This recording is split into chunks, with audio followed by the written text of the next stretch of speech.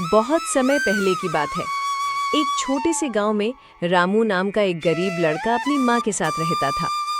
उसका घर मिट्टी का था, छप्पर से बारिश टपकती थी और खाने को भी अक्सर बस रोटी और नमक ही मिलती थी।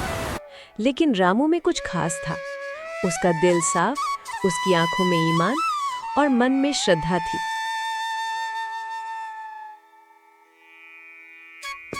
रामू का मन पढ़ाई लिखाई में नहीं, बल्कि ध्यान, पूजा और अच्छे विचारों में लगता था। गांव के बाहर एक पुराना आश्रम था, जहां एक बड़े ऋषि मुनि तपस्या करते थे। गांव के लोग उन्हें पूजते थे, लेकिन दूर से। रामू रोज उस आश्रम जाता, वहां बैठता, कुछ नहीं बोलता, बस ऋषि मुनि की बातें ध्यान से सुनता और उनके चरणों में फूल चढ़ा देता।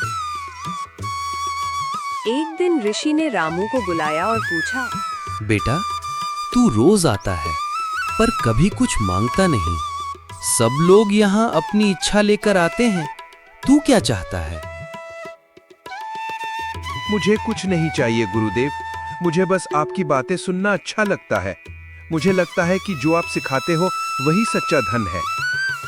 ऋषि भावुक हो गए। उन्होंने रामू के सिर पर हाथ रखकर आशीर्वाद दिया। तू जीवन में चाहे गरीब दिखे, लेकिन तेरी आत्मा अमीर है। समय आने पर तुझे सच्चे धन की प्राप्ति होगी। समय बीतता गया। रामू रोज आश्रम जाता, श्रम करता, वहाँ की सफाई करता, वृद्धों को पानी पिलाता और खुद कभी कुछ नहीं मांगता। एक दिन जब गांव में भारी बीमारी फैली, तब वही रामू था जो घर घर जाकर लोगों की सेवा करता, जड़ी बूटियां लाकर देता और सबको हिम्मत देता। ऋषि ने उसे कुछ खास श्लोक और आयुर्वेदिक ज्ञान दिया था, जिन्हें रामू ने पूरी श्रद्धा से अपनाया। लोग चकित रह गए। एक गरीब बच्चा सबका रक्षक बन गया। गांव का मुखिया और राजा तक रामू के कार्यों से प्रभावित हुए। उन्होंने उसे पढ़ाई के लिए स्कॉलरशिप दी।